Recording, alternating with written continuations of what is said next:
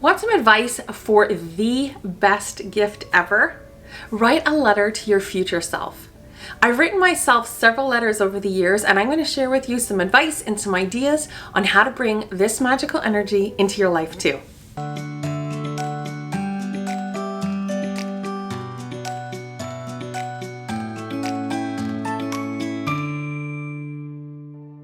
I'm so excited to share this video with you because honestly, this is one of the most magical things you can do in your lifetime, and it's one of the most amazing gifts you can give to yourself.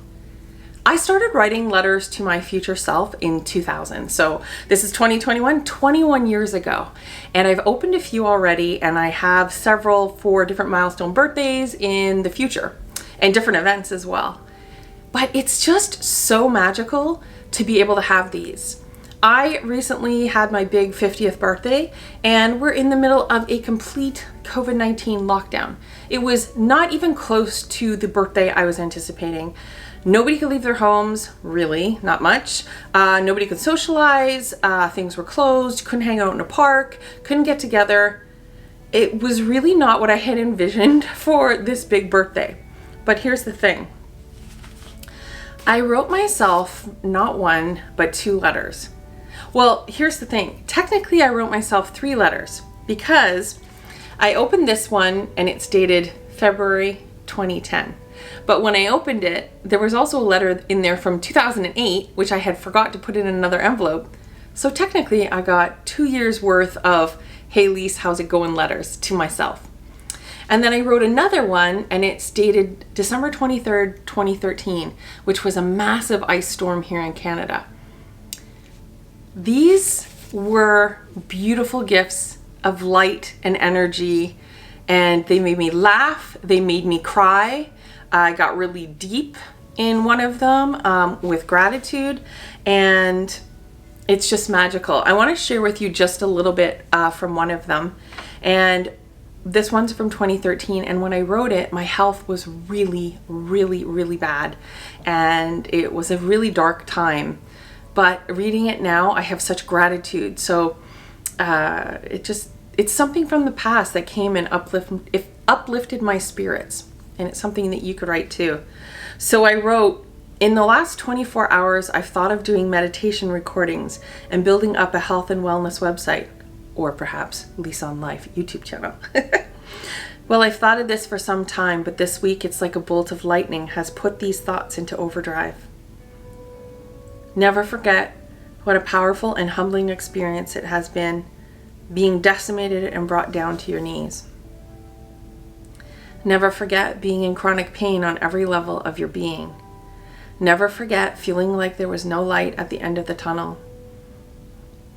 Take all of this and use it to help others. Always remember you walked 10,000 miles in a lot of pairs of shoes. Always appreciate every single day because of this. Never forget it. Your health is such a gift." So now I'm getting verklempt again reading that. But on my 40th birthday, I wrote one to myself that had me rolling on the floor, crying from laughter, because everything I had predicted was not even remotely what I was doing. So there's just so many ways that you can surprise and delight yourself and make yourself cry, but a good cry. Make yourself cry, a happy cry, a funny cry, a deep cry. I want to share with you what I include in my letters, and so you can surprise yourself in the future. You can start hugging your future self now and celebrating who you are in the future, and bring this magic into your world, and maybe pass this along to somebody else, pass it along to your children, get different people doing it, because it's the greatest gift you can give yourself, and it doesn't require much effort at all. What you need to get started is super, super simple. Paper, a pen, pencil, something to write with, and envelopes that you can seal. I've done a variety of different paper over the year, from plain printing paper to stationery with cool envelopes.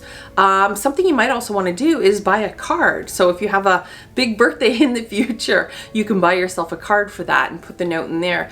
Be creative, and you could do a lot of different things, or you could just stick to plain and simple It doesn't really matter. You know you best. So what would impress you in the future?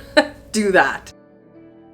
For the envelope details, what I like to do is on the front, I'll put to me, for example, open on your 40th birthday, or to me, you're looking fabulous at 80. Whatever you want to do, make it fun, make it playful. You might also want to put to me when I publish my first book, to me when I do ... Whatever your milestone is, put that on it. And on the back, what I write is sealed, and I'll put the address of where I was or the place where I was, the time and the date. I find that's really fun to put the time, because I'm a night owl and I will laugh because sometimes I've sealed things and it's been 2 a.m. and then 20 years later I'm laughing. I'm like, okay, you're still doing the same thing. So make sure you have that when you want to open it, sealed on the date, and make sure you seal it. That's really key. Don't leave it open and have it like you might peek or whatever. Seal it, because that's part of the magic, is breaking that seal and opening it like years and years later. So yeah, do as much magic as possible. Why not? I'll give you some prompts here on things that I include in my letters to give you some ideas of what to do on your own. For each letter in the upper right hand corner, I will write the full date and the time, and I started to write how old I am when I write the letter. You could totally go back and do the math and say, how old was I when I did this? But it's really quite magical to see it and think, oh God, if you open this at 70, you're like, oh my goodness, 25. I wrote this at 25. What was my 25-year-old self thinking and feeling at this time? So it gives you that little extra spark of magic to already know what age that letter was written at. On that note too, like for example, on my 50th birthday one, on the outside of the envelope, I wrote the date and I said, during the giant ice storm. So you look at that and you instantly remember what was happening in your world at that time. So feel free to play with that and do little prompts. And you can write, dear me, dear fabulous person on this birthday, dear 40-year-old, you're looking amazing. Be creative and be kind. Write to yourself like your best friend would, with kindness, with love, with humor, and it will be so appreciated by your future self. You have no idea. Some things you may want to write to yourself about would be milestone birthdays. So big ones, 20, 30, 40, 50, 60, 65, whatever it is, pick a birthday and celebrate that milestone. And you are going to be so happy with yourself that you took 5 minutes 20 years prior to give yourself such a beautiful gift in the future. Some other things that you may want to look at would be milestones in your life. Everyone's going to be different, so this won't apply to everybody, but here are some thoughts for you. When you buy your first home, when you have your first child, if you get married, if you do a big presentation, like something like a TED Talk, or if you publish a book, or if you start a business, or you graduate from a certain level of education. There's so many different milestones and we're all completely different. So what is something in your life that you want to celebrate in the future? I've written myself a letter to open for when my book is published. I don't know what my book is, and I don't know what I thought my book was when I sealed that envelope, but I guess I should get a book published or I will never be able to open that letter to myself. So be creative in what you do and have fun with it, and be kind to yourself. Treat yourself like your own best friend, because you are, and make it a deeply personal letter, because you know you best and you're going to make it magical for yourself in the future. Some things you might want to include in the letter would be your goals and aspirations. So if you're 25 and you're writing to your 50-year-old self, what are your goals and aspirations as a 25-year-old? That would be amazing to read, because they might be the same at 50 or they might be completely different. The magic is just going, wow, I can't believe how accurate it was, or wow, I can't believe how different things turned out, but how good they turned out. So just explore that and have fun with that.